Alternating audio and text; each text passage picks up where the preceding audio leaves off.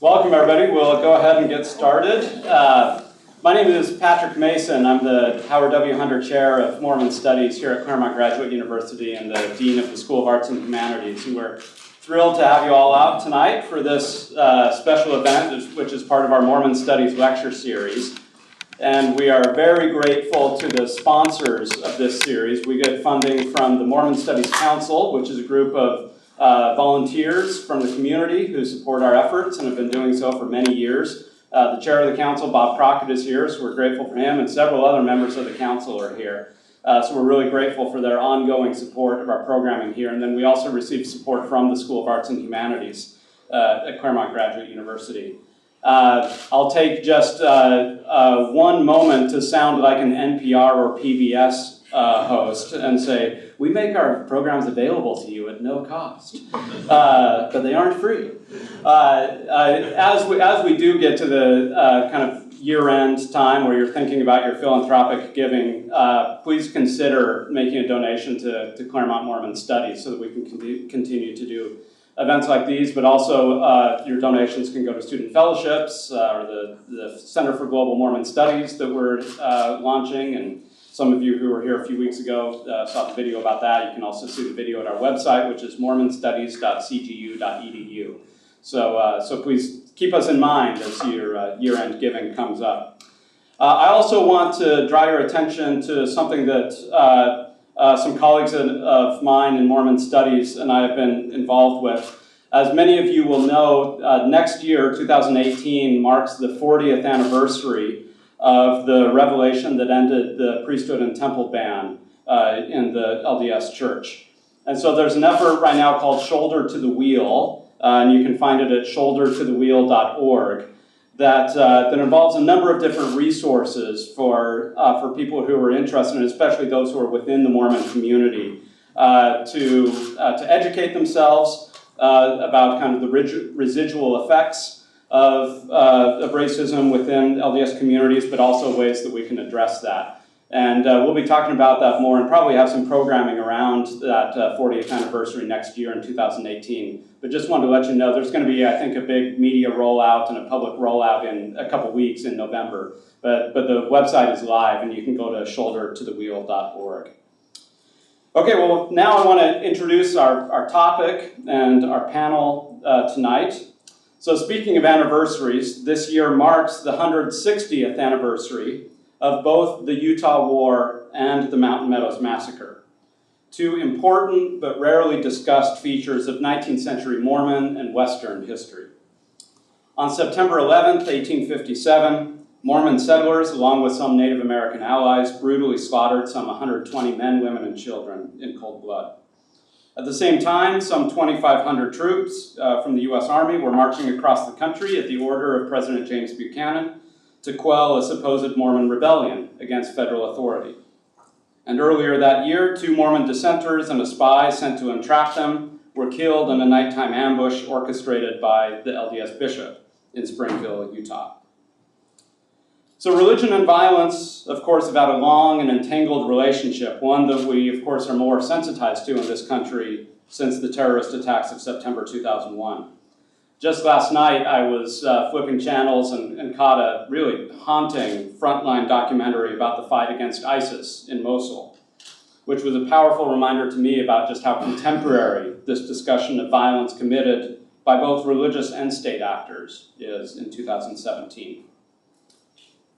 Virtually no religion has been immune to the use of violence. Certainly Mormonism has not, especially among members of the Church of Jesus Christ of Latter-day Saints, but also among historians. The violent persecution of Mormons, especially in Missouri and Illinois in the 1830s and 1840s, is well known. But less frequently discussed are the ways that Latter-day Saints were also perpetrators of violence in the antebellum period. So we've brought together this panel tonight, really a star-studded panel, for the purpose of shedding additional light on the particular history of Mormonism and violence in 19th century America, and the broader historical contexts that help explain it. So I'm really grateful tonight to be joined on this panel by 2 leading scholars of Mormon history. And I'm honored that they just let me tag along for the night. I've had an interest in Mormonism and violence for several years. I've just completed a short book manuscript on the topic, which is called The Battles of Zion, Mormonism and Violence. And my comments tonight will be kind of a sneak preview of some of that book. I'll lecture first, and my lecture will be called The Rise and Fall of Mormon Extralegal Violence. But let me also take this opportunity to introduce our two other speakers so that when I'm done, they can just come right up. So after my remarks, we'll hear from Bill MacKinnon, an independent historian who lives in Montecito, California. A past president of the Mormon History Association, MacKinnon has published numerous articles, essays, and book chapters about Utah's long, often contentious territorial period. In 2008 and 2016, the University of Oklahoma Press's Arthur H. Clarke imprint published his 2-volume documentary history of the Utah War called At Swords Point, on sale online or right here at the front table afterwards. You can talk to Bill if you want to purchase it. Each of these volumes won the Best Documentary History Prize from the Utah State Historical Society, as well as garnering other awards. When he's not writing Mormon history, which he's done for the past 60 years, Bill has served as Vice President of the General Motors Corporation, Chairman of the Children's Hospital of Michigan, a Fellow and Honorary Life Member of the Utah State Historical Society, and is currently president of MacKinnon Associates, a management consulting firm. He earned his BA from Yale College, an MBA from Harvard Business School, and also served in the U.S. Air Force. His lecture tonight is entitled Warfare and Violence by Different Means, Thomas L. Kane and the Ordeal of Utah's Reconstruction, 1858 to 1907. And then finally, batting cleanup tonight is Richard E. or Rick Turley, Jr. Turley is the managing director of the Public Affairs Department and former assistant church historian and recorder of the Church of Jesus Christ of Latter-day Saints. Previously, he served as a founding member and chairman of the editorial board of the award-winning Joseph Smith Papers Project. Turley is the author or editor of numerous books and articles on Mormon and Western history, including Massacre at Mountain Meadows, which came out in 2008, and Victims, the LDS Church and the Mark Hoffman Case in 1992. He's co-editor with Brittany Chapman of the Women of Faith in the Latter Days series, and is general editor of the Journals of George Q. Cannon print volumes. Turley received his BA in English from Brigham Young University, and later graduated from the J. Reuben Clark Law School at BYU, where he served as executive editor of the Law Review. And before dedicating his career to history and now public affairs, he practiced law in the Salt Lake City office of Chapman and Cutler.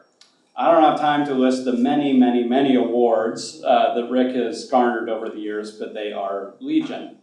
Those of us in the profession, those of us who work in the field of Mormon history, particularly know and admire Rick's work as assistant church historian, where he helped initiate a new era of transparency and excellence in LDS church history, with landmarks including his own book on Mountain Meadows, I think one of the true classics in the field, as well as the publication of the Gospel Topics essays dealing with difficult historical issues and placed on the LDS Church's main website.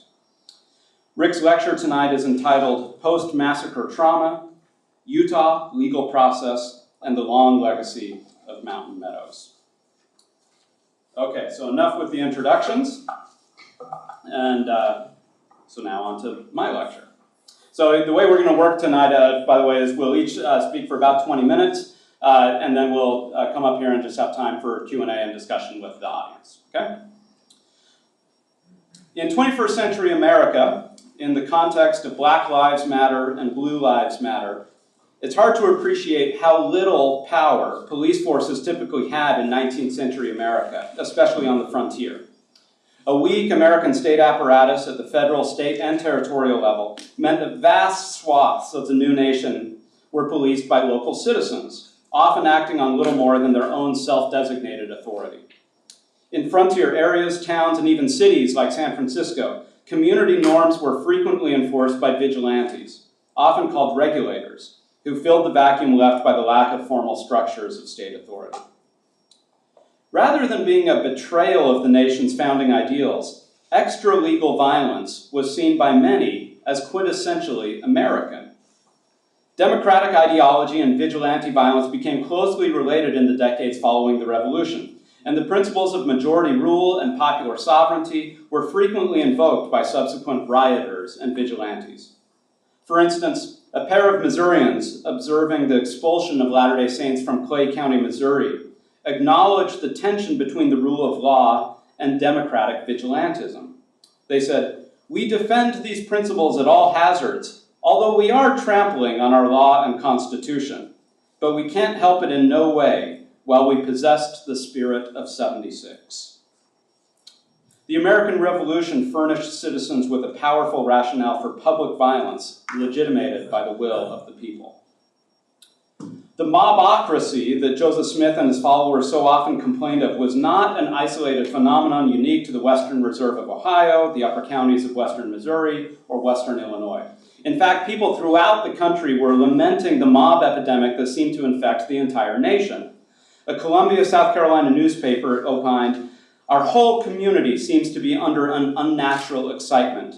Mobs, strikes, riots, abolition movements, insurrections, lynch clubs seem to be the engrossing topics of the day." The Philadelphia National Gazette grumbled, "The horrible fact is staring us in the face that whenever the fury or the cupidity of the mob is excited, they can gratify their lawless appetites almost with impunity." And in 1838, a young lawyer named Abraham Lincoln expressed concern over the increasing disregard for law which pervades the country, the growing disposition to substitute the wild and furious passions in lieu of the sober judgment of the courts, and worse than savage mobs, for the executive ministers of justice. So Mormonism originated in this historical milieu, and its early history was deeply influenced by it. The first 3 decades of Mormonism's existence were in large part characterized by violence perpetrated both against and by the Latter-day Saints. The new religion originated in 1830 as a nonviolent millenarian Christian restorationist sect. Even after his disaffiliation from Mormonism, early convert and church historian John Corrill affirmed that until 1833, the Mormons had not so much as lifted a finger, even in their own defense, so tenacious were they for the precepts of the gospel, turn the other cheek. The violent expulsion of the Saints from Jackson County, Missouri in the summer of 1833 led the Mormons to take up arms in self-defense. This initiated a logic and cycle of violence that over the next 25 years manifested in recurrent conflict with neighboring settlers in Missouri from 1833 to 38, in Illinois from 1844 to 46, violent clashes with Native Americans, especially in the first decade of settlement in Utah, extralegal violence against dissenters and Gentiles or non-Mormons in 1850 Utah, the Mountain Meadows Massacre in 1857, and the Utah War in 1857-58. The Latter-day Saints were mostly on the receiving end of violence in Missouri and Illinois, but primarily on the giving end once they arrived in Utah and quickly established themselves as the regional power. The Mormon use of violence during the Joseph Smith period ranged from legal to quasi-legal to extra-legal. They first resorted to violence in early November 1833 at the Battle of Blue River, where David Whitmer led a band of Mormons in pitched conflict with Missourians, killing 2 and wounding others. The following year, Joseph Smith led the Camp of Israel, or Zion's Camp, on a march from Ohio to Missouri, with the intent of reclaiming the land and homes the Saints had been violently and illegally dispossessed of. Initial promises of support from Missouri Governor Daniel Dunklin evaporated as he further reflected upon the prospects of an armed religious band marching across his state and inflaming local tensions. He decided that wasn't a good idea. As the number and severity of internal and external pressures faced by the church mounted, early Mormons increasingly adopted a martial bearing. Matters came to a head in the summer and fall of 1838, when relations between Mormons and Missourians degenerated to the point of open violence and depredations committed by both sides. Mormon violence was originally internal in nature and then spread to include other enemies. In June 1838, Sidney Rigdon declared that dissenters from the church would be cast out and trodden underfoot of men. In this regard, Rigdon and his supporters believed they were simply doing what had been done to them earlier by the Missourians, who had expelled the Saints as an unwanted element from their communities. This was the prevailing logic of vigilantism, which employed extra-legal violence as a socially conservative means of preserving local community norms that could not or would not be enforced by regularly constituted law enforcement. Rigdon's main variation on the theme was to introduce explicitly religious rhetoric into a widely practiced American tradition of violence. Rhetorical provocations from senior church leaders opened the space for more violent elements within the movement to emerge. Shortly after Rigdon's sermon, Samson Avard organized a secretive paramilitary group called the Danites. Almost immediately, the group gained notoriety for its intimidating tactics. Avard wrote a letter signed by 83 Mormons, including prominent leaders such as Joseph Smith's brother Hiram, that ominously warned prominent dissenters to depart, or a more fatal calamity shall befall you. Self-defense had quickly morphed into more aggressive activities. That Smith knew of the creation of the Danites is certain, but whether he was briefed on the full scope and intent of their activities remains a point of debate among historians. Having been victims of vigilantism, Latter-day Saints in 1838 Missouri perpetuated the cycle of retributive violence that was done extra-legally. In the fall of 1838, both Mormon and non-Mormon militias engaged in looting, plundering, and pillaging the settlements of their rivals. Mormons, primarily Danites, raided two non-Mormon towns, Millport and Gallatin, burning homes and farms, driving out residents, and stealing property, justified in part by the belief among some Mormons that God had consecrated the riches of the Gentiles to the saints. Latter-day Saints explained their actions as both self-defense and religious duty, following the lead of an increasingly besieged and bellicose Joseph Smith. Despairing of receiving justice from the state, and believing that the governor had given the Mormons explicit permission to defend themselves because the state could or would not, Smith told the saints that to take our affairs into our own hands and manage for ourselves. All are mob, the governor's mob, the militia's mob, the whole state is mob. God will send angels to our deliverance, and we can conquer 10,000 as easily as 10. Albert Rockwood, a loyal lieutenant to Smith, wrote his father encouraging him to come to Zion and fight for the religion of Jesus. The younger Rockwood exulted that the prophet now goes to the battle as in times of old. The prophet has unsheathed his sword, and in the name of Jesus declares that it shall not be sheathed again until he can go into any county or state in safety and peace. In the end, it was Mormons who bore the brunt of the violence in Missouri. They were outgunned, outmanned, and had the weight of both public opinion and government officials aligned against them. As one Eastern newspaper observed, the saints were more sinned against than sinning. Still, they were not purely innocent victims. Fiery rhetoric by Mormon leaders escalated rather than calmed hostile sentiments. Joseph Smith, Sidney Rigdon, and other leaders looked the other way or condoned the Danites and other Mormon militants in their campaign of intimidation and violence against those they perceived as disloyal or hostile. An 1831 revelation to Joseph Smith had instructed the saints that they should purchase lands in western Missouri to build Zion, so that they would have legal claims recognized by others, that they may not be stirred up unto anger.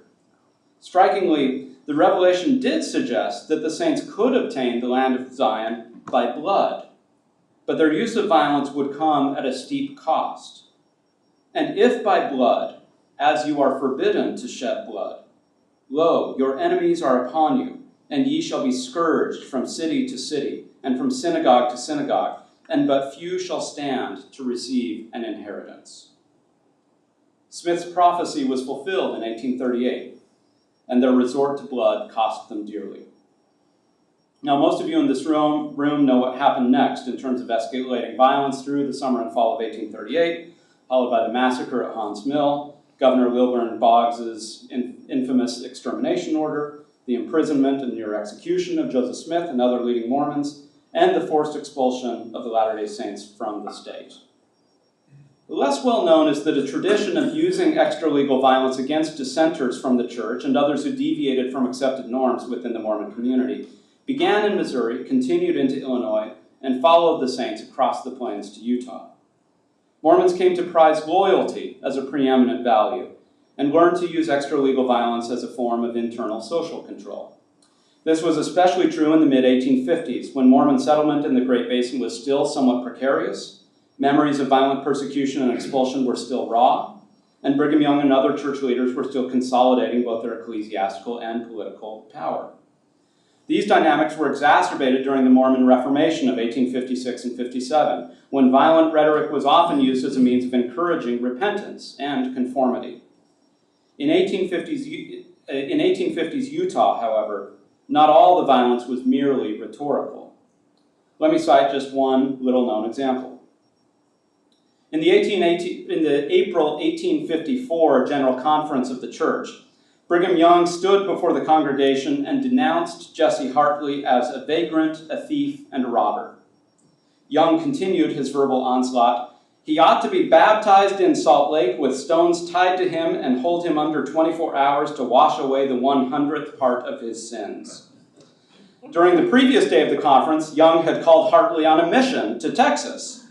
But now the church president proclaimed from the pulpit that Hartley should be sent to hell to preach to the damned, and moved that he be excommunicated on the spot. Hartley had been previously accused but acquitted of horse thievery, which could be a capital offense in the West, that as territorial governor, Young would have been in a position to enforce. One researcher has suggested, however, that Young's public accusation that Hartley was a thief was merely a cover for Hartley's true sin of being a political opponent of the territorial governor and church president. In either case, and it's not entirely clear why Young acted why he did and when he did, in either case, though, Hartley clearly felt his life was endangered. He started to make his way out of the territory within a month, leaving his wife and newborn baby behind. In the mountains east of Salt Lake City, Hartley ran into a party of men that included Orson Hyde, who was the president of the Quorum of the 12 Apostles, as well as Bill Hickman, a notorious assassin and reputed henchman of Brigham Young. In his later memoir, Hickman wrote that Hyde had given him orders from Young that if they had intercepted Hartley, to have him used up. Hickman obliged and reported that Hyde affirmed the job was well done. Hickman's memoir is not an entirely reliable source, but if there is any truth to his explanation, it would be ironic that Orson Hyde gave the order for Hickman to kill Hartley, since Hyde had left the church for a time in Missouri in 1838, in part because of what he saw as the unchristian use of force by Mormon Danites against their enemies. And there are many other examples we could talk about, but in my mind, two things are clear about the Latter-day Saints' use of extralegal violence in 1850s Utah. First, Mormon leaders did condone and in some cases ordered the use of vigilante methods to intimidate or eliminate supposed threats, most often what they termed apostates. Even if we set aside Mormon violence against Native Americans as typical on the frontier, and even if we set aside the Meadows Massacre in its own category because of its exceptional scope, we're still left with a number of instances in which Mormons used violence as a means of religious or social control. In short, on numerous occasions, LDS priesthood leaders were involved in extralegal acts of violence, whether by sanctioning them, ordering them, or directly participating in them. In almost every case, no one was finally held accountable or punished for the violence. But this recognition of the reality of Mormon extralegal violence must be conditioned by a second conclusion, namely, that to characterize 19th century Mormonism and Mormon society as inherently and uniquely violent, as many anti-Mormon exposés tried to do, would be a gross overstatement. Numerous contemporary observers testified to the social harmony that commonly prevailed in Latter-day Saint communities. For instance, Franklin Buck, a non-Mormon miner, visited Utah Mormon towns in 1871 and came away impressed with what he saw. He said, "The Mormons are the Christians and we are the heathens. In Pioche, Nevada, we have 2 courts, any number of sheriffs and police officers, and a jail to force people to do what is right. There's a fight every day and a man is killed about every week. In these Mormon towns, there are no courts, no prisons. All difficulties between each other are settled by the elders and the bishop. Instead of every man trying to hang his neighbor, they all pull together." Most Utahns, Mormon and otherwise, generally lived in peace with one another, and the church provided the spiritual and structural framework for an orderly society. The remarkable fact that historians can name and document virtually every instance of Mormon violence in the movement's early decades suggests not only the skills of researchers, but also the relative infrequence of such episodes, especially compared to other categories of violence at the same time, for instance, violence against Native Americans or African Americans. So in short, 19th century Mormons did engage in violence, and the language they often used to justify such violence was particular to their own religious cosmology and experience.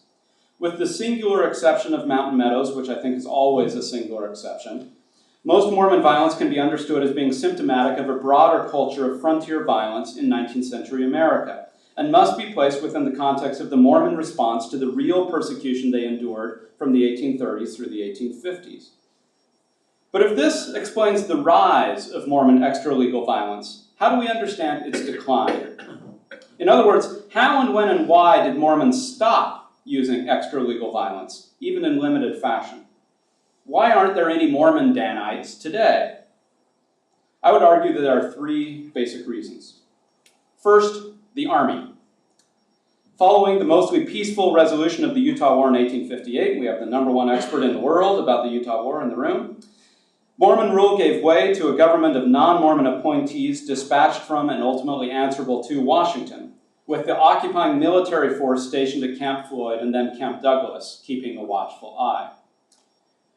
I don't want to make too much of this comparison, but if we were to think about the comparison between Mormons and the Ku Klux Klan, again, I don't want to push this too far, there's an analogy to what happened in the Reconstruction South during military occupation in the late 1860s and 1870s.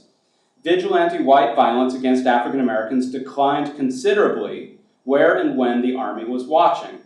And the same thing happened in Utah as extralegal Mormon violence declined against dissenters and non-Mormons when the Army was in place. Second, as Utah society matured, regular law enforcement displaced vigilante justice. This pattern held true in other frontier communities around the West as well. An increasingly professionalized police force combined with properly constituted courts and just local social norms upheld these community values as expressed through the rule of law, thus ruling out the need for vigilantes to do so. So if we set aside the 3.5-decade campaign of Latter-day Saint civil disobedience on the particular issue of plural marriage, we see that Mormon communities were generally committed to law and order from the 1860s on. Third, the Mormon leadership finally and unequivocally disclaimed violence as an appropriate tool for the church. Most Latter-day Saints and students of Mormon history are well familiar with the 1890 manifesto from Church President Wilford Woodruff, in which he asserted that the church would conform to the law of the land by no longer permitting any person to enter into plural marriage. Far less well known is the official declaration issued some 9 months earlier under the joint signatures of the First Presidency and 12 Apostles. In the December 1889 declaration, the church leadership affirmed that this church views the shedding of human blood with the utmost abhorrence, except when a legally constituted court of the land issued the death penalty for a capital crime. The statement disavowed reports about apostates being killed in Utah, arguing, falsely, that no case of this kind has ever occurred. Without naming it explicitly, the doctrine of blood atonement was also unequivocally denied. So while the statement was a little dubious in its presentation of history, the official declaration in 1889 stated in no uncertain terms that the LDS Church made no claim on the use of violence, ceding that prerogative entirely to the state. The statement thus demonstrated continuity with Oliver Cowdery's 1835 Declaration on Government, canonized in LDS Scripture, which affirmed that religious institutions had no right to put individuals in jeopardy of either life or limb, or to inflict any physical punishment upon them. This principle was belied by Mormon practice from the late 1830s through the 1850s, and so the 1889 statement had to leapfrog history in order to return the Latter-day Saints to the position they had taken in the earliest years of the movement. 58 years after Joseph Smith's 1831 revelation warning the saints against the temptation of establishing Zion by blood, the LDS leadership officially disavowed violence as a tool of the church, a position that has not been questioned since. The 1889 official declaration may have been a little shaky in its representation of the Mormon past, but it was determinative for Mormonism's future. Beginning immediately, the LDS leadership charted a new course for the church predicated on its capitulation to secular authority. Over the course of the next decade, Mormons abandoned theocratic politics, sort of, more or less, stopped practicing polygamy, and transferred the legitimation of violence from the church to the state. Wilford Woodruff's dual declarations in 1889 and 1890 completed Mormonism's construction as a religion situated in the modern world. That is to say, a religion that continued to operate in the private and interior sphere of believers' consciences, but claimed no authority in the public realm. Theologian William Cavanaugh suggests that the test for what a person considers to be of absolute value is not what a person is willing to die for, but rather that for which one is willing to kill. If so, then by 1898, the state had asserted its control over the Mormon moral imagination. As with very few exceptions, Latter-day Saints enthusiastically supported the Spanish-American War. Utah, which had gained statehood only 2 years previous, quickly fulfilled its quota of volunteers, and some of the troops departed Salt Lake City after having received special blessings of protection in the temple. Thus, by the end of the 19th century, it had become inconceivable for Mormons to commit extra-legal violence on behalf of their religion, but practically their religious duty to commit legal violence on behalf of the state. Thank you.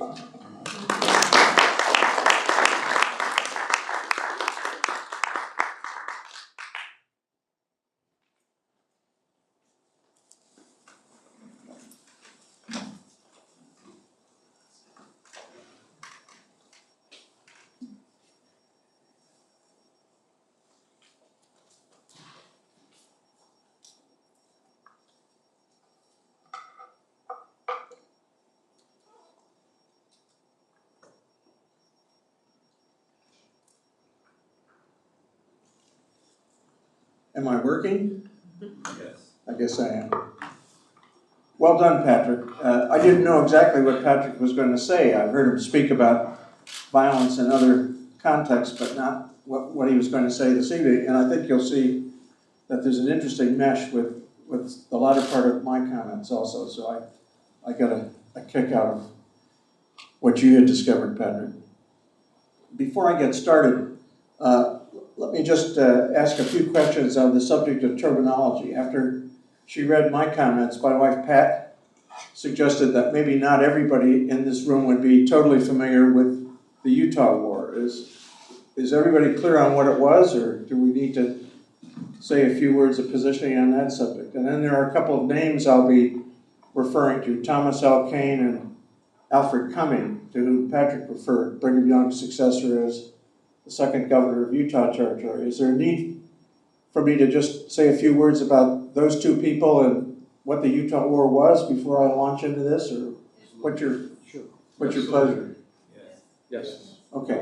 Well, let me start with Kane, because his involvement with the LDS community precedes the Utah War by more than 10 years.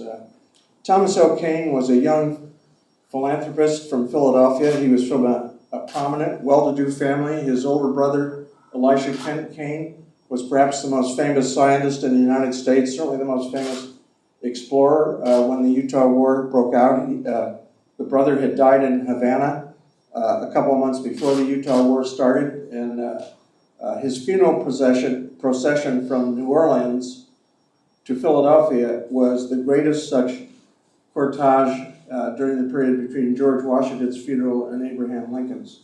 So the family was quite prominent. Thomas was an attorney. He was schooled in France.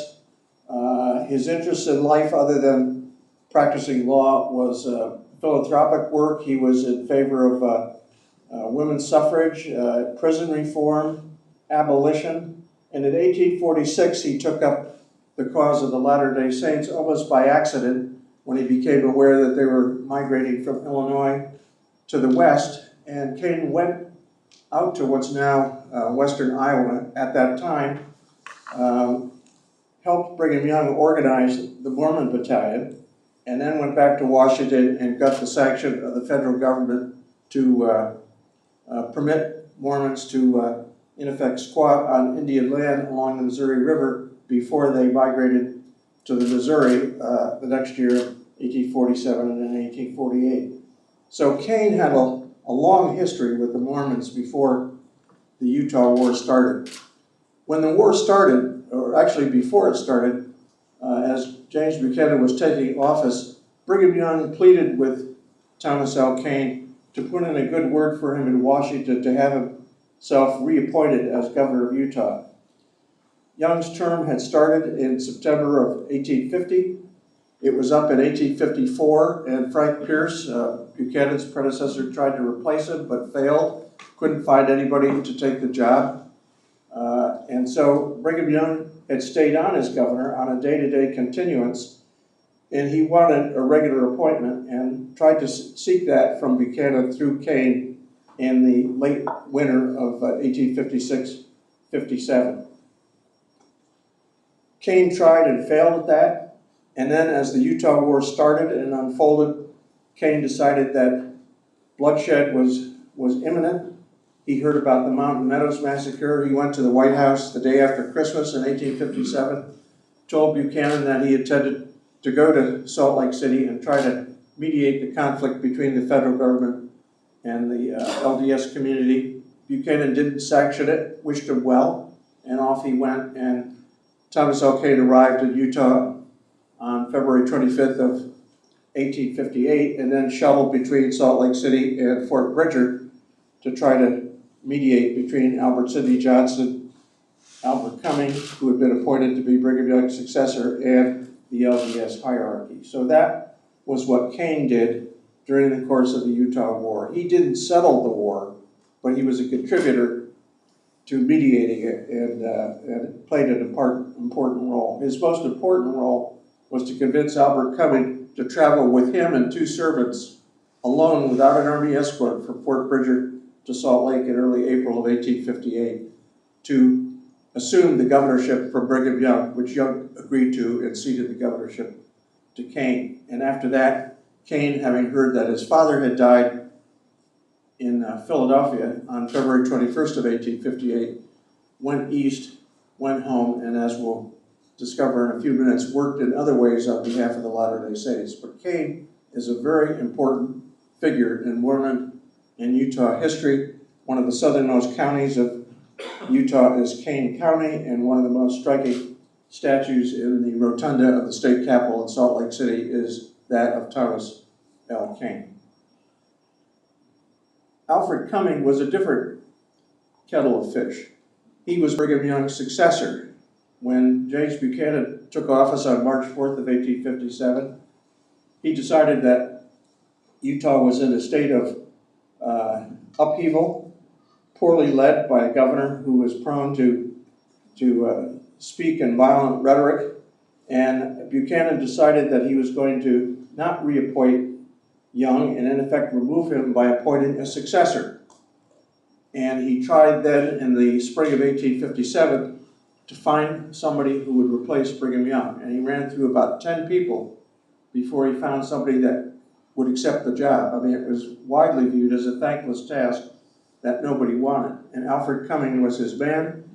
He was an undistinguished Georgian who was at that time superintendent of Indian Affairs for the agency in the upper Missouri River based in St. Louis.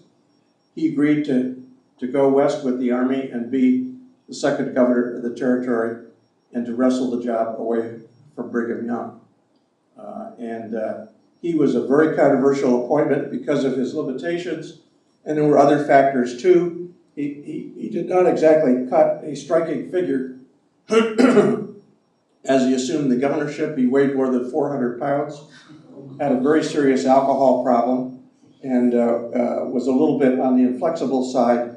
So there were some handicaps that went along with Cumming as he assumed the governorship from Brigham Young. So we'll be talking about him also. And the Utah War itself, which was the background for all of this, was basically a contest between the federal government and the leadership of the LDS Church for power and authority in Utah. Utah, by the way, was a completely different entity than the one we're used to seeing on the map. The rectangular, sort of smaller state with a notch out of the northeast corner. It's what you see on this blow up here in the middle. That entity outlined in, I think it's red in the middle, is the territory of Utah as created in 1850. It stretched from the Continental Divide on the east to the state boundary of California, which was set in September of 1850. The territory was 700 miles wide. That's how wide the counties were. It was a quite different entity, and as a result of the Utah War during the 1860s, the borders of Utah were cut back 6 times to create what finally became, ultimately in 1896, the state of Utah. So all of what's now western Colorado, all of what's now southwestern Wyoming, all of what's now Nevada, and parts of New Mexico were originally parts of Utah territory, and as the result of the Utah War, somewhat in punishment for it, Utah morphed from what you see on this map, which was drawn in 1853. I found it in a map dealer in Santa Fe a couple of years ago, to what it became in 1896 and continues to be today. So that's a little bit on terminology and definitions. So the title of my talk is Warfare and Violence by Different Means. Thomas L. Kane, in the Ordeal of Utah's Reconstruction, you heard Patrick refer to Southern Reconstruction. In Utah's case, the Reconstruction that I'm talking about took place from 1858 to 1907, and we can argue about that end date because it's open to interpretation. On the morning of June 26, 1858, as the Utah expedition descended the Wasatch foothills en route to a deserted Salt Lake City, the Army passed the eastbound U.S. mail. Entrusted to one of the bulging canvas mail sacks, with its ink barely dry, was a petition to President James Buchanan signed by Brigham Young and scores of other Mormon leaders, demanding the removal of every federal employee in Utah territory except Governor Alfred Cumming. By design, it was Cumming who transmitted this petition for Young under a cover letter endorsing its thrust. It was a letter and petition emblematic of Utah's societal tone for the next half-century. Karl von Clausewitz, the great Prussian military strategist, argued that, quote, war is merely the continuation of politics by other means, unquote. What took place in Utah during the 50 years following General Albert Sidney Johnson's march through Salt Lake City was the flip side of Clausewitz. Coincidence with Johnson's arrival, the large-scale armed confrontation that had been taking place between the Mormon Nauvoo Legion and the U.S. Army morphed into a continuum of non-military but still contentious legal, image, and political struggles. This warfare by other means, as I call it, took place during what I call Utah's Reconstruction, a far longer version of what the 11 states of the Confederacy endured at the hands of the federal government during the period 1865 through 1877. The purpose of my remarks tonight is to describe how Brigham Young sought to shape Utah's destiny during the early years of this nonviolent struggle, with emphasis on Thomas L. Kane's key but poorly understood role in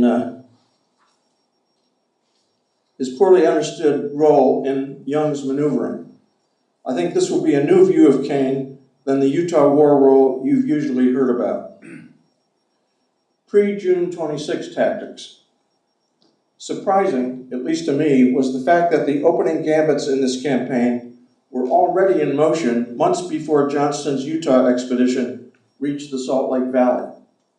Brigham Young was the architect and prime mover for much of this strategy, but once Kane arrived in Salt Lake City from the Atlantic coast on February 25, 1858, he too was deeply involved, sometimes acting in concert with the Lion of the Lord, but at other times on his own. With respect to matters involving his handling of Buchanan and Cumming, Kane did not always consult Young on what he was doing to deflect or modulate federal influence in Utah. By the same token, Young sometimes caught Kane unawares, as with his launch of the move south in late March 1858. Determining where one of these players left off and the other picked up is challenging. Their roles were often intertwined, and both Young and Kane were anxious to underplay if not obscure, Kane's actions, many of which were manipulative. What was it that Brigham Young did during the winter of 1858 in anticipation of a worst-case scenario? That is, his potential removal from Utah's governorship and the territory's occupation by the U.S. Army. The list of such maneuvers is too long to cover here, but I do have enough time to describe Young's and Kane's effort to reshape the overwhelmingly negative coverage of Mormonism by the Atlantic Coast's most powerful newspapers. During earlier stages of the Utah War, Brigham Young had himself used the press in a negative way by engaging in disinformation, intimidation, and bluster. But increasingly beleaguered and realizing that such negative tactics were counterproductive, Young changed pitch in the late winter and early spring of 1858 to a more positive plan for influencing editors by cultivating personal relationships, drafting favorable opinion pieces, and yes, by engaging in bribery.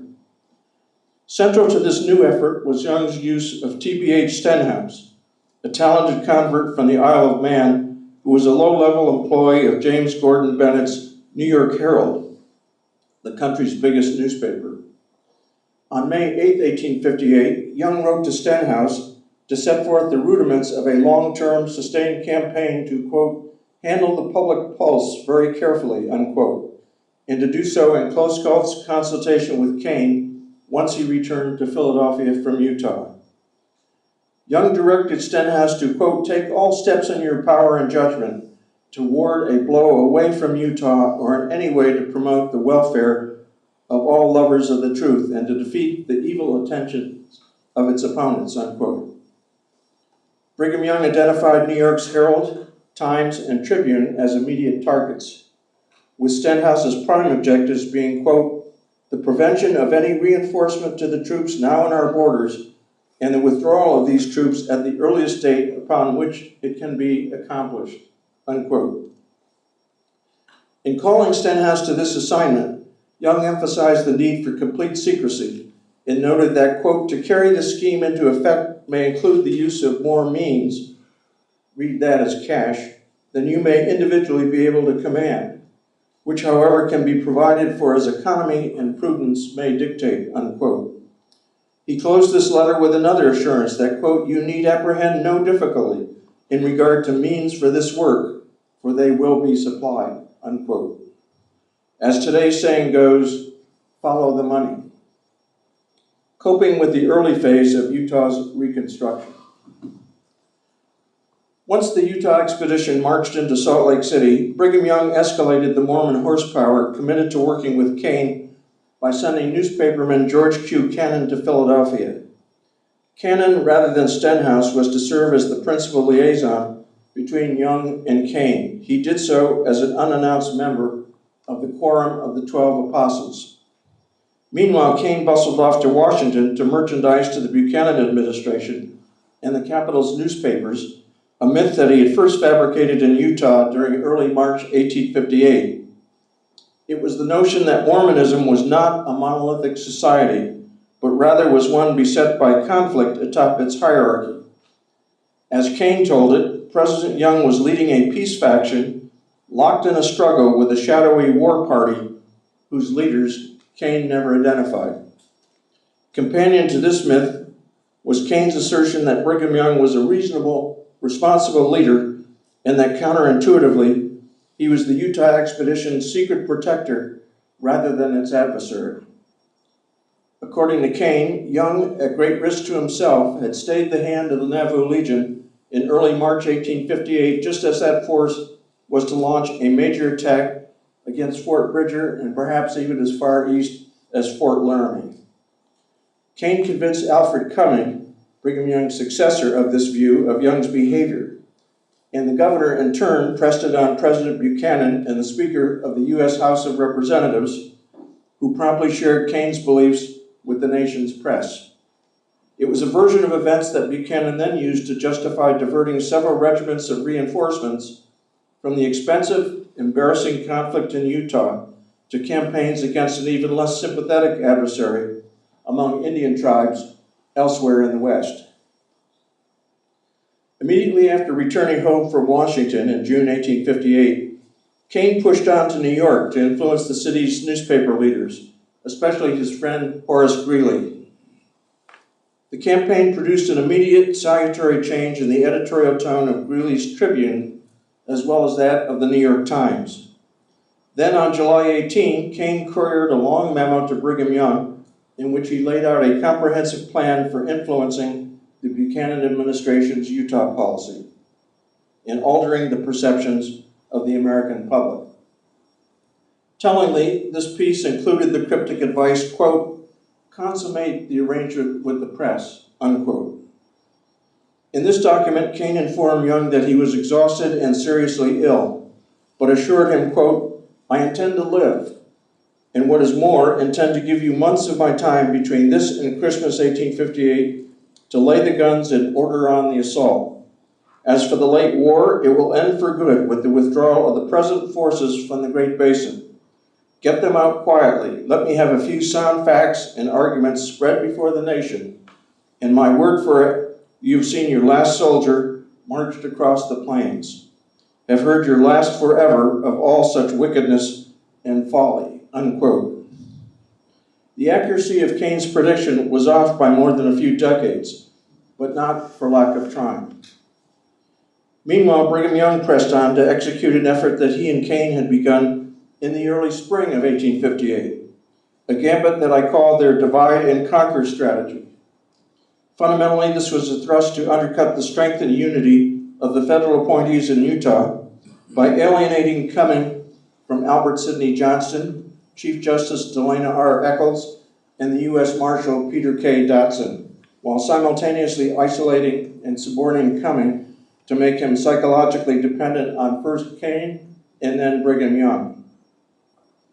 Before introducing Cumming to Young on April 13, 1858, Kane had cynically described in private the new governor as a fish that he, Kane, had caught and delivered to Salt Lake City, with Young then at liberty to, as he phrased it, cook as he saw fit. Indications are that Brigham Young set about this task with liberal applications of both drawn butter and alcohol, and perhaps even blackmail.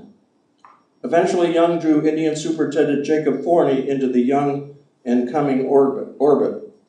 When Alexander Wilson, the new but alcoholic and financially strapped U.S. attorney, arrived in Salt Lake City in November, Young immediately compromised him by proffering the church's legal business to Wilson's private law practice. Wilson responded by quashing the outstanding federal treason indictments returned against Young and hundreds of other Mormons during the previous December. You'll recognize the petition that Young sent to Buchanan as the Utah expedition literally marched through Salt Lake City on June 26 as an integral part of this divide and conquer thrust. It was a successful effort that would keep the federal establishment in Utah in turmoil and off balance for years. As 1858 drew to a close, a still ailing Thomas L. Kane chafed under President Buchanan's unwillingness to recognize publicly the value of his selfless 6,000-mile trip at his own expense to mediate the Utah War.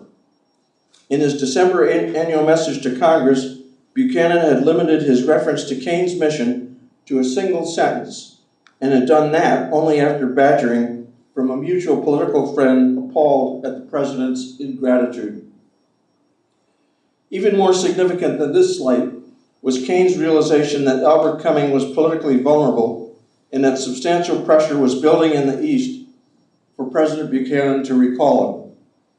At the heart of the problem was a growing perception that with Kane's help, Brigham Young had turned his successor into a Mormon pawn, thereby threatening to squander the blood and treasure spent to restore federal authority in Utah. That Mormon leaders and Army officers alike ridiculed a 400-pound Cumming as, quote, old swill tub, unquote, and gossiped about his drinking problem, also undermined his political viability.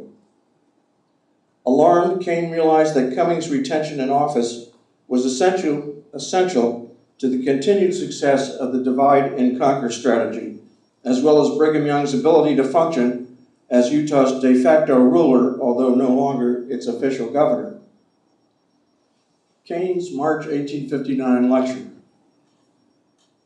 Responding to these forces, Kane stimulated an invitation to deliver a lecture in Cummings' support at Manhattan's prestigious New York Historical Society. The model for Kane's tactic was an important talk titled "The Mormons" that he had given during 1850 in Philadelphia to the Historical Society of Pennsylvania, at a time when Congress was debating the political fate of the embryonic Salt Lake settlement as it organized the Mexican Cession. Like Kane's development and publication of the War-Peace myth early in 1858, the idea of a lecture in New York during 1859 was his alone. The result of Kane's efforts was a talk he titled "The Executive of Utah," and delivered in Manhattan on March 21, 1859, 9 months after the Utah expedition marched through Salt Lake City. Kane intended it to be the centerpiece of his campaign to glamorize Cummings' trek through the wilderness between Fort Bridger and Salt Lake City without an army escort in early April 1858 to claim Utah's governorship. Throughout the winter of 1859, Kane continued to suffer from the ailments that had beset him immediately upon returning from Utah. He and wife Elizabeth agonized over whether his health permitted him to write, let alone deliver, a public address in distant New York. Thomas insisted that they continue to craft such a talk, and Elizabeth served in roles she dubbed pen and critic. The drumbeat of criticism by Cummings and Buchanan's enemies drove him on. On March 13, 1859, Elizabeth recorded in her diary, quote, "He has been much worried about his lecture, but has finally concluded to deliver it. He hopes it may help to keep Cummings governor of Utah," unquote. 3 days before the lecture, Apostle Cannon belatedly reported to Young that Kane, quote, "has had another relapse and has been quite sick, but is now up and about, though by no means strong. He is thinking of delivering a lecture before the Historical Society in New York on Monday next. Though scarcely in a suitable condition to undergo the fatigue, yet he feels that the present conditions of things demand it. It will have the effect, doubtless, to strengthen Governor Cummings before the country and make his heroism known," unquote. As March 21 dawned, Thomas L. Kane once again rose from a sickbed on behalf of the Mormons. Against his wife's advice, he had trained for New York, accompanied by his physician. It was clear to the lecture's attendees that Kane was ill and making an extraordinary effort to bring them his view of the Executive of Utah. From his talk's advertised title, some attendees expected remarks about Brigham Young, rather than his less famous successor. One reporter characterized it as chiefly a narrative of the journey of Governor Cummings to Salt Lake City, and a panegyric on that officer for his labors and services in the position to which he has been called, unquote. In summary, Kane laid it on with a trowel.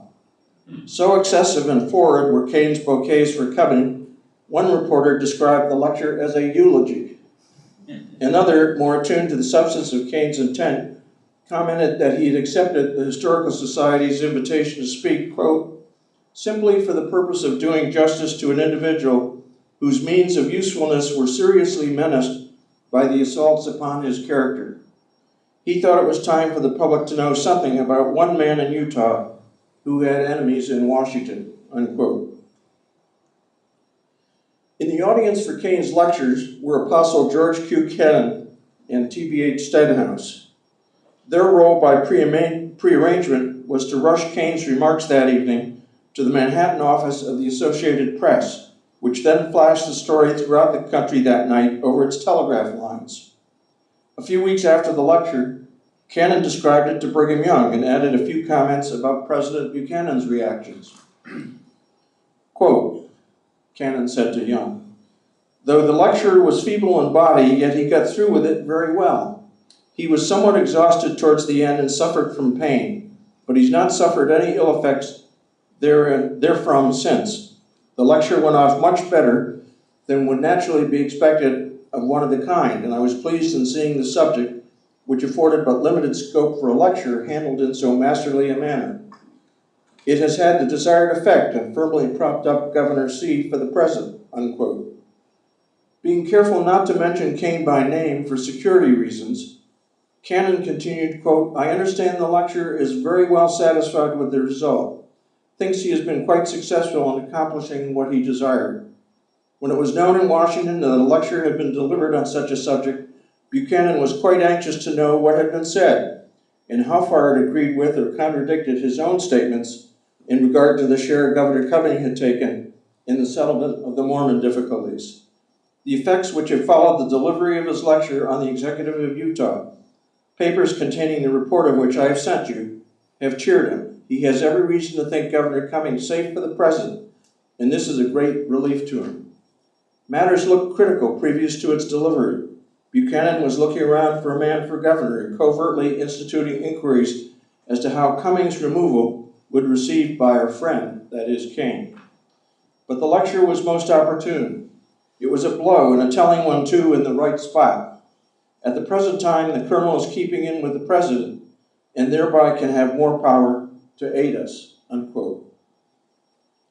In 1884, soon after Kane's death, George Q. Cannon published an account of Kane's lecture in which he argued, quote, "Probably there was not one elder in the church out of 1,000 who would have taken such risks or deemed it necessary to have gone to such pains as he did on that occasion to accomplish such an end," unquote. In this assessment, Cannon stated that Kane's talk, quote, "had the effect to turn the scale in Cumming's favor. President Buchanan relinquished the idea of removing him, and he remained governor until he had served out his full term in 1861, unquote. In 1886, Edward W. Tullidge, an editor in Salt Lake City, concluded, quote, "Before such an endorsement, sent broadcast over the Republic, coming from the lips of the gentleman who had warded off the effusion of blood, saved the nation from the expense and horror of a domestic war, the cabinet of Mr. Buchanan silently bowed, but they were terribly chagrined." Notwithstanding this political success for the Mormon side, when press coverage of Kane's lecture reached the Army of Utah in the spring of 1859, the response was outrage. Dr. John Moore, an assistant surgeon assigned to the 5th U.S. Infantry and later the Army Surgeon General, shared his indignation with his sister Mary on May 10, 1859. Calling Kane a Mormon, which he was not, Dr. Moore ranted that, quote, "The New York Historical Society must have been very hard up for the material when they came to such a theme as that, and posterity will be but little indebted to them if the future historian," I guess that's us, "is to draw his materials from such an unmitigated tissue of falsehoods as composed this lecture delivered by the veracious Colonel Kane. It styles Governor Cumming the greatest man of the age. There's not a single truth in the whole lecture except the statement that Cumming did go to Salt Lake. Not feeling able to stand it, I wrote a contradictory letter by the last mail to the New York Courier and Enquirer." The next month, Seth M. Blair, a major in the Navajo Legion and former Texas Ranger, who had successfully influenced U.S. Senator Sam Houston on behalf of the Mormons in 1858, escalated his lobbying to the level of the president. In writing Buchanan in June 1859, Blair lavished praise on Utah's beleaguered governor and assured the president, quote, "Your conciliatory course towards the citizens of this territory through Governor A. Cumming, and presently in pursuing his course with regard to the movements of the army and the judiciary, I can assure you has done more to win the affection of the people and draw them more closely towards the administration than all the arms of the nation could have done," unquote. Meanwhile, as the Civil War approached, Thomas L. Kane continued his efforts to sell the Buchanan administration, Congress, and the American public the story that during the winter of 1858, Brigham Young had risked his own standing among belligerent Mormons to avoid bloodshed and protect a supposedly vulnerable Utah expedition. In April 1860, Kane wrote to both Senator Richard Mason of Virginia and President Cannon to describe a continuation of this threat from an unidentified Mormon faction he called, quote, "the more excited of the Utah zealots whose longing for a war with the United States is even now kept under check by Young and Company with considerable difficulty," unquote, unquote. Warfare by other means. Epilogue. Thus unfolded the emotions, mutual antagonism, and tactics that defined what I've called Utah's long, difficult, but nonviolent period of Reconstruction. When did it all end, with Utah becoming a welcome and full partner in American society? It's kind of the question that Patrick asked a few minutes ago. In the case of the South, most people agree that Reconstruction ended with resolution of the disputed Tilden-Hayes presidential election of 1876 and the withdrawal of federal troops from the South a year later. For Utah, the ending is more murky. After all the political battles and recriminations about Utah's unique abstention from the Civil War, congressional attempts to obliterate the territory as a political entity while reducing its borders, enforcement of draconian anti-polygamy laws, prosecutions of the Mountain Meadows perpetrators, abolition of the Navajo Legion, confiscation of church assets, and several sea changes in the LDS First Presidency, some historians think the landmark event was the Manifesto of 1890, or perhaps statehood for Utah in 1896. I think it took longer, perhaps another 10 years, with the watershed being the cumulative impact of three events. And here I'm now in Patrick Mason's camp, as well as in his house. The three events were the church's decision to support the Utah National Guard's participation in the Spanish-American War of 1898. That, by the way, was not a foregone conclusion, as you might think it was. There was a debate, and at least one of Brigham Young's sons had to be silenced as the First Presidency decided to support the national effort. Interestingly, involved in that effort were a number of Brigham Young's sons and grandsons in the U.S. Army, including one, Richard Whitehead Young, who fought in the Philippines with a battery from the Utah National Guard. He was a West Pointer, as were three successive generations of Brigham Young's family tree. The second event that I point to was President Joseph F. Smith's 1904 Second Manifesto and the 1907 seating of Apostle Reed Smoot as a U.S. Senator from Utah to close years of dispute over polygamy and other practices of the LDS Church. For me, the symbolic capstone was Salt Lake City's incredibly upbeat hosting of the Grand Army of the Republic's national encampment in 1909. How would one know that this conflict we call the Utah War is at long last over? Today's sagebrush rebellion, the armed confrontations over federal land use issues in Utah, as well as Nevada and Oregon, calls that matter into question. But I see as emblematic of the true state of affairs two other rather remarkable phenomena. The ongoing gathering of reconciliation taking place at Mountain Meadows, Utah, and Carroll County, Arkansas, between the descendants of the massacre's perpetrators and their victims, and the spirited presidential runs in 1968, 2008, and 2012 by George W. Romney and his son Mitt, descendants of Charles Henry Wilkin, a Utah War veteran who served on both sides of the conflict. It's symbolism that's instructive and powerful. Thank you.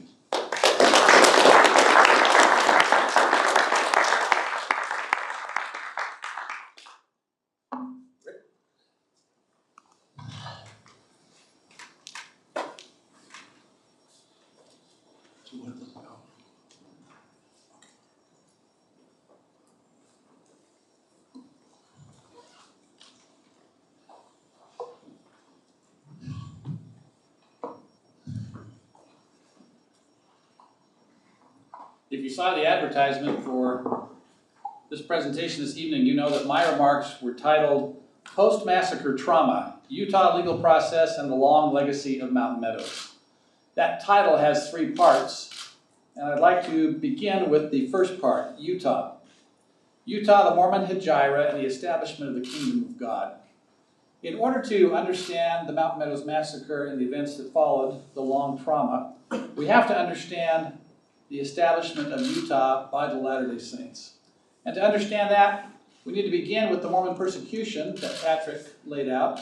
I won't take time here to detail it, but I gave a presentation last year at the University of Virginia Law School under the aegis of the Richard L. Bushman Chair there, in which I detailed Mormon persecutions. That lecture has been condensed and published in a new book, The Council of 50, What the Records Reveal About Mormon History. So if you're interested in that, I'll just refer you to that paper I gave last year.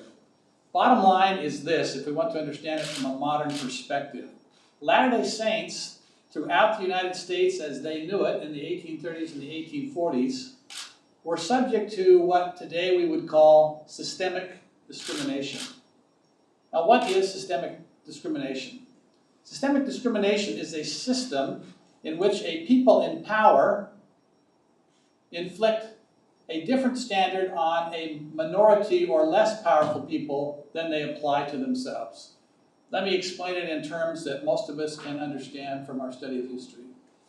If you were an enslaved African in the American South in the period preceding the Civil War, or even a freed person of African descent in the period after the Civil War, you were held to a different standard than the standard applied to the majority population.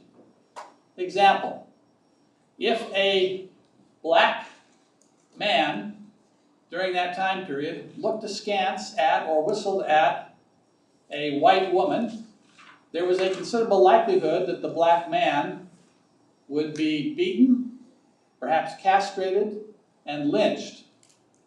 On the other hand, if you were a white man who raped a black woman during that same time period, there was a high likelihood that there would be no punishment whatsoever inflicted on you. Do you see the double standard? Let's take another example. If you have studied the overland migration of people largely of European descent across the continent of North America in the 1800s, you will understand that despite all of the rhetoric about Indians attacking the settlers who were crossing the plains, that in fact, on balance, the native populations of the middle part of what became the United States were more the victims than the perpetrators when it came to attacks. And yet, the majority population defined the native peoples as savages. If the people who were crossing the plains inflicted some type of violence upon a native person, there was very little that was done to punish them for that violence. On the other hand, if a native person inflicted any type of violence on any of those persons crossing the nation, there was a high likelihood that they would be severely punished, often out of proportion to the violence that they themselves inflicted. So this type of double standard we refer to as systemic discrimination. And that is what Latter-day Saints faced in the America of their day, particularly in the state of Missouri. As Patrick mentioned, in the earliest years of the Latter-day Saint settlement in Missouri, Latter-day Saints generally adhered to the concept of turning the other cheek to violence. But when they were driven from Jackson County, Missouri, they began to change that policy. And why was that? It was because of this systemic discrimination. When the Latter-day Saints were driven from Jackson County, Edward Partridge, who was the senior church leader in Jackson County at the time, who was known to have a very peaceful disposition, he was kidnapped from his home, taken to the local square, stripped of much of his clothing, beaten, thrown on the ground, and then tarred and feathered. There were numerous witnesses to this act of violence. Because it was a clear act of violence against Latter-day Saints, Edward Partridge and others ultimately sued in the court system of the day for the violence that was committed against them. Because there were so many witnesses to this violence, the perpetrators could not deny it. So instead, and those of you who may have legal training here might find this just considerably beyond belief, the people who committed the violence responded to the legal documents against them by acknowledging that they essentially did everything that was charged against them, and then they ended their pleadings by saying, but did no unnecessary damage. And believe it or not, when the court, which was filled with people who were essentially sympathetic to the cause of those who inflicted the violence, when the court came down to resolving the case, they ruled in favor of the Mormons but gave them as damages only the symbolic penny and a peppercorn, or essentially nothing. That is the type of success that Latter-day Saints had with the court systems in America and with the legal systems when it came to trying to resist violence by using the established legal system. Virtually nothing was done against those who perpetrated violence upon them. But if they in turn perpetrated violence, there was a great deal of violence that was then brought against them. That led in turn to a decision when Latter-day Saints moved to Illinois to establish a system that they thought might give them a fair shake.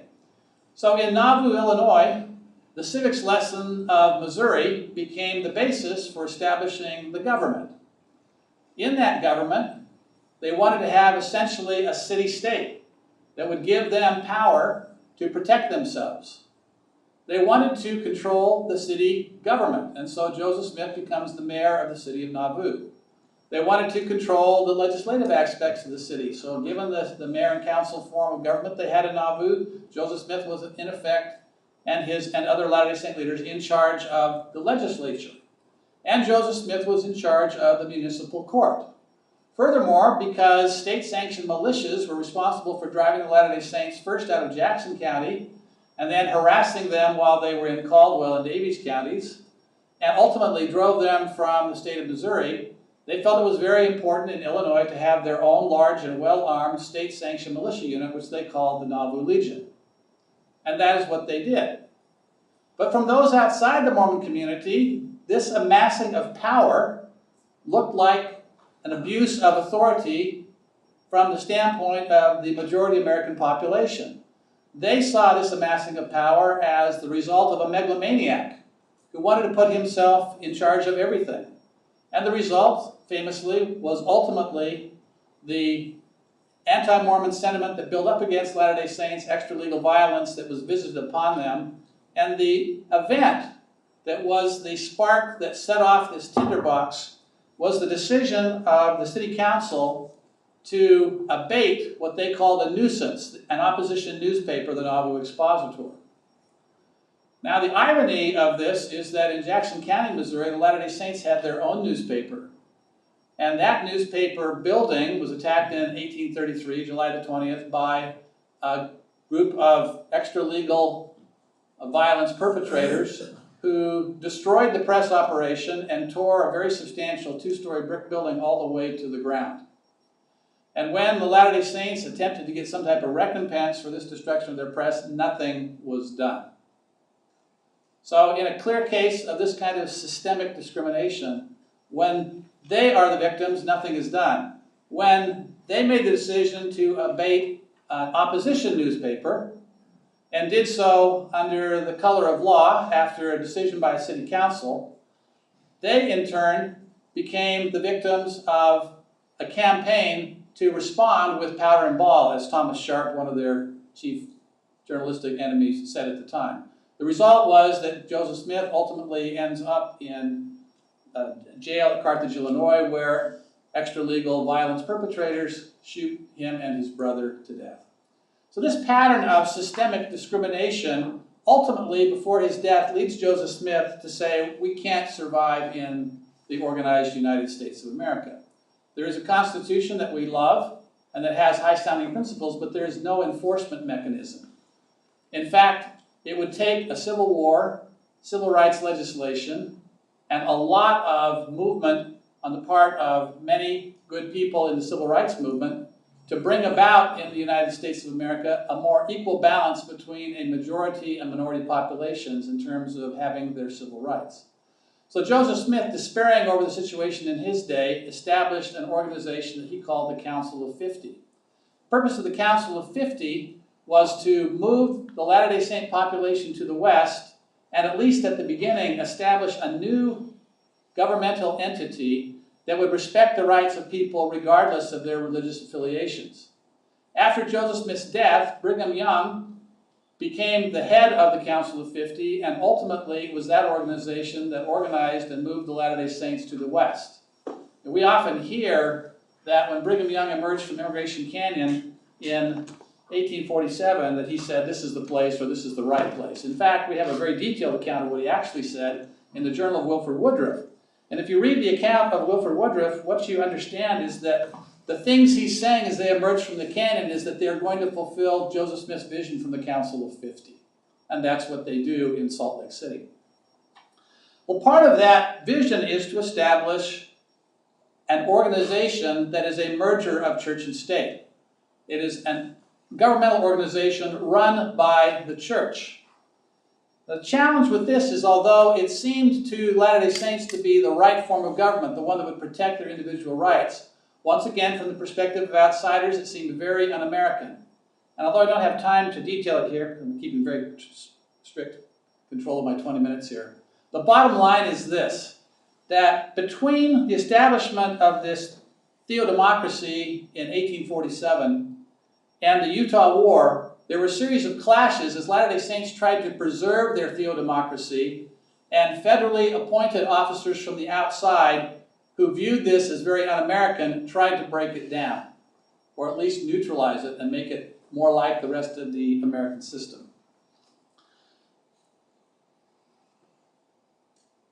When the Mountain Meadows Massacre ended, and there were efforts made to investigate the massacre following the arrival of the Army in Utah, the investigation and subsequent court proceedings were very much affected by this tension between the theodemocracy and the American system of law that was being brought into the territory at the time. I wish I had time to walk through the various efforts that were made, but I'll just say that some colleagues and I just published a 2-volume set of legal documents to the University of Oklahoma Press related to the Mountain Meadows Massacre, and a colleague and I are finishing the second narrative volume related to Mountain Meadows. If you read Massacre at Mountain Meadows, which we published in 2008, in the preface we said that that book told only the first half of the story, leaving the second half to another day. Co-author and I hope to finish the manuscript by December 31st and turn it into the press, so you'll be able to read the second half of the story, which covers what I don't have time to cover this evening: the 1857 efforts to investigate and hold accountable those who are responsible for the massacre, the 1874 September indictment of 9 individuals for their roles in the Mountain Meadows Massacre, the 1875 first trial of John D. Lee, and an explanation of why it was John D. Lee and not someone else who was prosecuted in that 1875 trial, the 1876 second trial, and ultimately the execution of John D. Lee. And then there's a final chapter that goes through the lives of the main characters involved in the massacre and what happens to them until their deaths. I want to spend a little bit of time now talking about the long legacy of Mountain Meadows. Mountain Meadows was, from many people's perspective, the worst event in the history of the Latter-day Saints and in the history of the state of Utah. Although you could argue, looking at the historical configuration of the state and the cultural, what you might call penumbra of the state, that perhaps there were other massacres of native peoples that were worse than this. But I don't think you can decide on violence, one act of violence being worse than another if you're the victim. You know, if you're the victim, it doesn't matter how many other victims there are, the violence is still terrible to you. I will simply say that I believe the Mountain Meadows Massacre is the worst event in Latter-day Saint history. And so that worst event became a taboo topic for many Latter-day Saints and for many people in the state of Utah. Even when I began to write about this in the early 1990s and began to interview people about the massacre, I found, particularly in the communities that were near Mountain Meadows, whenever I talked to somebody about the subject, they would often look one direction and then another and speak to me almost in whispers and tell me not only what they knew, but also a great deal of lore surrounding the massacre that had developed since that time. Ultimately, descendants of the perpetrators and descendants of the victims began to show up at the massacre site and communicate really for the first time. Those communications in turn led to a decision to create a monument at Mountain Meadows, a new monument to replace the 1932 monument that had fallen into disrepair. The result of that was ultimately a meeting held in the North Boardroom of the Church Administration Building in downtown Salt Lake City and convened by President Gordon B. Hinckley. He brought into the meeting a group of relatives of the victims of the massacre. I was there as well. And he said to them, in effect, I have been down to the Mountain Meadows, I have seen the monument that is there, seen what kind of disrepair it's in, and I would like to create for you, according to your specifications, a new monument that honors those who were killed at the Mountain Meadows. That resulted in a monument in 1999 down in the valley, and 9 years before that, the discussions of the descendants of the victims and descendants of the perpetrators led to a state monument on what's called, wrongly, Dansill Hill at the top, east top of the valley, with the names of many of the victims. Now, I will say this, committees developed that monument and committees came up with the names. The names list is not entirely accurate. I can point you to one person on the monument, for example, who in fact was not killed at Mountain Meadows, but survived and went back to the Midwest. But it was the best list they could come up with at the time. For a more accurate list, see the appendix in the back of our massacre at Mountain Meadows. So you ended up with two monuments at Mountain Meadows, a 1990 monument which said virtually nothing about the causes. A 1999 monument, which was, again, built in cooperation with the descendants of the victims, and yet again had very little by way of explanation. Because those two monuments said very little about the reasons for the massacre, we have subsequently erected other monuments. We went through a long process of acquiring land. You need to understand that the church-owned property at Mountain Meadows was very, very small initially. We became aware that between the Dansill Hill Monument and the monument in the valley, there was an effort to take a piece of property and develop it into little ranchettes that would have destroyed the viewshed between Dansill Hill and the Lower Monument. So the church negotiated and acquired that property in order to preserve the viewshed. We then became aware of what was roughly a 1 square mile or section of land that was intended to be developed again into ranchettes with a blacktop road crossing that viewshed between the Dansill Hill Monument and the Lower Monument. So we acquired that property as well. We subsequently acquired property where we believed at the time the men and boys had been killed through a very complicated real estate transaction. And then ultimately we acquired ground on the east side for where we believed the women and children were killed. And on those pieces of property, we subsequently erected 2 more monuments, this time with much more explanation about what happened that led to this horrific set of killings. And the cooperation between the 3 organizations that represent relatives of the victims and the church led to the establishment of all of this property as a National Historic Landmark. I had the blessing of going to Washington and testifying before the Landmark Committee on behalf of all 3 organizations. And it was a very emotional event for all of us. There have subsequently been other activities at the Mountain Meadows. I have heard some Latter-day Saints say, why go on? Why keep talking about this event? Can't we just forget about it? And my answer would be no. Latter-day Saints do not want to forget about the Hans Mill Massacre or the massacre at Carthage jail of Joseph Smith and Hiram Smith. Similarly, this event at Mountain Meadows should not be forgotten. Rather, I think, as people looking back on history, we ought to ask ourselves the very difficult questions, what happened here and what can we learn from it? Thank you.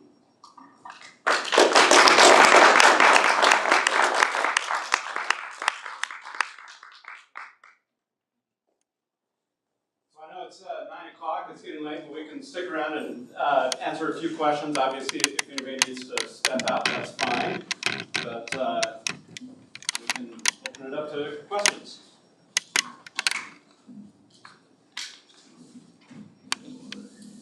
Yeah, Russ. Well, Patrick, this is for you. What do you see in 19th century Mormonism that either exacerbated or perhaps tamped down violence among the, or from the Latter-day Saints was either greater or less than the surrounding culture. I believe you indicated that from the surrounding culture it was less violent or not. Would you address whether it was more or less, and what elements of Latter-day Saint culture then contributed to that? Yeah, it's a good question. I think you'd have to look, I mean, and be very specific about what you're comparing to, and and what your point of comparison is. I think over time, especially from 1858 on, I think the community in Utah was relatively more stable than many other communities in the West that still took some decades to kind of settle down. The 1850s, especially the mid-1850s, is, again, I mean, the portrayal of Utah as some kind of bloodbath in the mid-1850s, with Danites going around killing everybody. I mean, you get that sometimes in some of these novelistic treatments. That's overly sensationalized. And so I don't believe that Utah was ever a fundamentally violent place. I mean, Mountain Meadows is tremendously violent. It's one of the worst massacres in Western history. Is it the worst massacre of whites? It's the worst massacre of people of European descent in the overland migration and in the West generally. Yeah. So Mountain Meadows is always the exception, but the West was a violent place, and I've never seen a really good statistical comparison that documents it sort of place by place and year by year. There have been some good histories of vigilantism, but even those are incomplete. What's unique about Utah is the way that this violence is religiously inflected, and that, especially to modern sensibilities, that puts it in a different kind of category. That somehow we're kind of okay with cowboy and Indian violence, right? Or we're kind of okay with the kind of Wild West and shootouts, shootout at the OK Corral or something like that. Somehow we see that as a normal part of American history, but religious folks using violence is somehow in a different category. So I think partly it's what are the categories that we're using and to determine what kinds of violence are acceptable and what kinds are particularly heinous. Dave?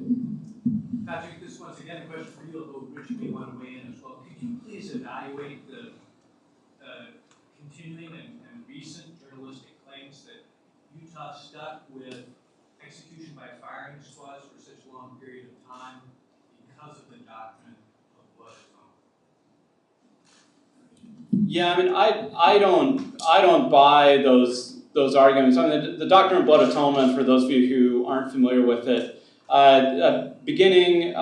Joseph Smith did make some statements to this account, to this effect, but then, especially during the Mormon Reformation, there were a number of statements by senior church leaders that suggested that there were some sins that were so grievous that in order that a person would have to pay with their own blood to atone for their sins and have a chance at salvation in the next world. Those statements are relatively few, but they were real, and there were several of them, and they did have an effect. I mean, it's to what degree those statements influenced, lots of individual folks in Utah in terms of their views on the death penalty. I'm not sure, and I'm not sure that I can. That we have great studies of that. But to draw a straight line from blood atonement statements in 1856, during the Mormon Reformation, to a long-standing commitment to the death penalty and even death by firing squad in Utah, I think that's a bit of a stretch. So I don't know, Rick, do you want to, or Bill? Hey, Patrick, I agree. It's very tough to prove, but you have to think about it when you also consider that the territorial and state constitution permitted a third choice. That was beheading. And so when John D. Lee was convicted and sentenced to death, he had a choice whether he was going to die by firing squad, beheading, or hanging. And that was on the books for quite a while. I don't know of anybody that was beheaded, And again, I don't know that the reason was blood atonement, but it makes you wonder why that one territory, among all others, had that particular array of choices. I don't know of any other part of the United States where beheading was baked into the capital punishment code. In the realm of Mormon studies, we are just beginning to see some of the first literature on the distinction between the official church doctrines and what Latter-day Saints as individuals believed in a sort of folk religion way. And I think it's quite clear that as early as the 1870s, you have church leaders who are disavowing blood atonement except in terms of capital punishment. There's an 1874 statement that's made as the prosecutions for Mountain Meadows begin to develop, in which a senior church leader asked about blood atonement. He essentially says, we believe in it only in the form of capital punishment for the commission of a crime that deserves capital punishment. So there's already, by that time period, people who are saying, no, it's not a doctrinal matter, it's just a matter of execution by the state. That being said, the concept of blood atonement, I think, has had a residual kind of folk aspect to it that probably has had an impact in terms of how people have interpreted it, and therefore how they have viewed things from the standpoint of the law and legislation. Well, in that regard, Mark Hoffman was confused by the doctrine, and then didn't he go and get some sort of statement from the church on to that, addressing that? Well, there have been a number of statements in the late 20th century about capital punishment in particular, and whether or not capital punishment is necessary in the state of Utah because of this blood atonement concept. And of course, in the late 20th century, the church was very open about that matter, saying that capital punishment is a matter for individual government jurisdictions to decide, and not a matter for the church to decide, and that blood atonement was not a factor in any of that. But there were people like Mark Hoffman who tried to get clarification on it. We got an email, or it wasn't an email, actually a letter on this last week. People are still asking the question. Richard? So, my question is directly for you, Patrick, but indirectly for Rick, Bill, if you would. I want to make sure I'm clear on at least like what I think was one or your central thesis. So, if I understood right, what you're mainly arguing, at least what you presented here, is that by the end of the 19th century, the church has formally and officially repudiated the use of violence as a means to dealing with enemies and dissidents. Is that at least one of the main points that you're trying to make? Yeah, sure. Yes. So my question, it has to do with the fact that the church's public stance on various issues hasn't always aligned with its private stance. In fact, there's quite a few instances in which its public face has sometimes stood in direct opposition to its private face. So I'm wondering, in your book, or privately if you didn't deal with it in your book, how do you see or make sense of the continued affirmation of violence in its most intimate and sacred setting, namely the temple ceremony? And do you see any inconsistency with, or problem with, the public repudiation of violence with the oath of vengeance against the United States and the penalties for revealing tokens in the temple ceremony? You wrestled with this in your book, and how, if at all, does this complicate your basic thesis? Yeah, no, it's a great question. So I do talk about it somewhat in the book. I have a chapter on violence in Mormon scripture, and then that also plays out somewhat in the sacred rites in the temple, although I'm cautious about the way I approach that.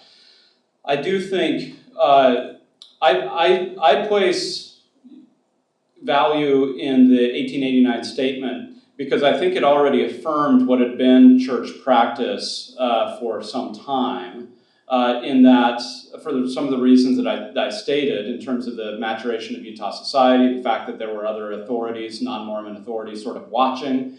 I think Mormons had more or less had basically given up violence as a tool of the church by that time, and so which makes it different from the 1890 manifesto, which is really the beginning of the dismantling of plural marriage. And so, of course, we know that's a complicated history that plays out for many years after that. I see the 1889 statement as more the culmination of a process rather than the beginning of a process. To be sure, some of those expressions of symbolic violence continue in Mormon sacred rites. I do not know of, and possibly Rick or Bill could correct me, or somebody else in the audience, I don't know of good evidence. Certainly Latter-day Saints did not take those rites and go out and use them to commit a whole lot of violence. I'm not sure I could even point to a single episode where people directly use those temple vows to go out and commit violence. I could be wrong about that. So I see that language as symbolic. I think it's still problematic, to be sure, and violence is embedded into even the most sacred place in Mormonism through those rites, which is not true anymore. But I don't see that translating into action. Patrick, one thought that occurred to me while you and Rick were speaking, you've made the point that the West was a very violent place, and indeed it was. And as I think about it, it's ironic that some of the worst incidents took place in the Rockies not too far from Utah. In other words, in 1856, the Willie Martin handcart disaster was, I believe, the greatest loss of life in the entire overland trail experience. I don't mention that to say this was an act of the Mormon Church. I mean, there was, by the way, a certain amount of finger pointing among the leaders of the Mormon Church as to who had taken what responsibility for that particular incident. But the hundreds of people who died in the Willie Martin handcart disaster of 1856 in what's now Wyoming was the worst loss of life in the American overland trail experience. The Mountain Meadows Massacre was, I believe, the greatest incident, worst incident of organized mass murder of unarmed people. And the greatest loss of life among Native Americans was just across the Utah line into Idaho at Bear River in 1863. Now that was a U.S. Army operation, although there were LDS scouts like Porter Rockwell who were on the scene as guides for the Army in that incident. But it's kind of amazing. I don't quite know how to explain it other than to say the West was a really tough place where some strange and violent things took place to produce these three massive losses of life in a relatively small area.